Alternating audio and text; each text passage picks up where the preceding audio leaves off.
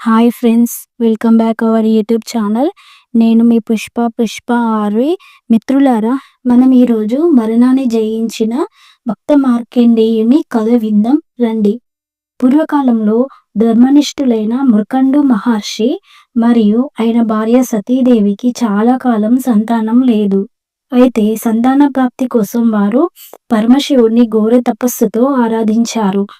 వారి భక్తికి మెచ్చిన శివుడు ప్రత్యక్షమై ఒక వరాన్ని ఇచ్చాడు.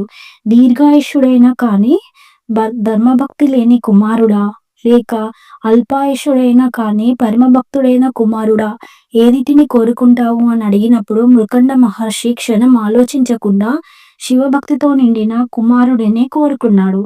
అలా జన్మించిన వాడే భక్త మార్కండేయుడు. చిన్ననాటి నుంచి అతడికి ఆటలన్నా శివనామస్మరణన్నా ఇష్టం.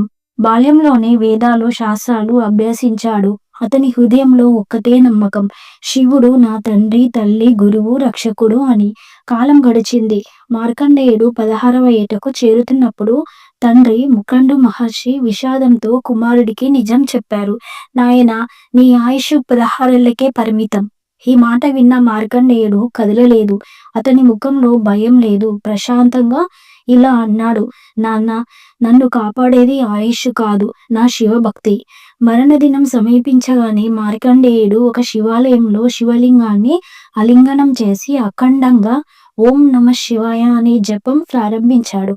అతనికి భక్తి అంత గాఢంగా ఉండేది. చుట్టూ ఉన్న లోకమంతా అతనికి కనిపించలేదు. ఆ సమయమున యమధర్మరాజు యమదూతలతో అక్కడికి వచ్చాడు. ధర్మానికి అధిపతి అయిన యముడు కాలధర్మం ప్రకారం మార్కండేయుని ప్రాణాలు తీసేందుకు పాశాన్ని విసిరాడు. కానీ ఆ పాశం మార్కండేయునితో పాటు శివలింగాన్ని కూడా తాకింది. ఆ క్షణమే లోకం కంపించింది. శివలింగం నుంచి ఉగ్ర రూపంతో పరమేశ్వరుడు అవతరించాడు. ఆయనే శివుడు, భక్తవత్సలుడు, కాలాంతకుడు. కోపంతో ఉన్న శివుడు యముడిని శిక్షించి ఇలా గర్జించాడు, నా భక్తుడిపై పాశం వేయడం ఎవరికీ హక్కు లేదు. శివుని ఆజ్ఞతో యముడు మూర్ఛపోయాడు.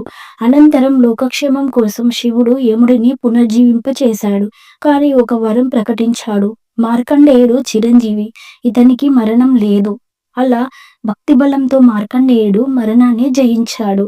అయితే ఈ కథ మనకు చెప్పే మహత్యం ఏంటి అంటే, భక్తి ఉంటే కాలం ఆగుతుంది, మరణం ఓడిపోతుంది. శివుని శరణు కోరిన వాడికి భయం అనే పదమే ఉండదు. ఓం నమ శివాయ. హర హర మహాదేవ్.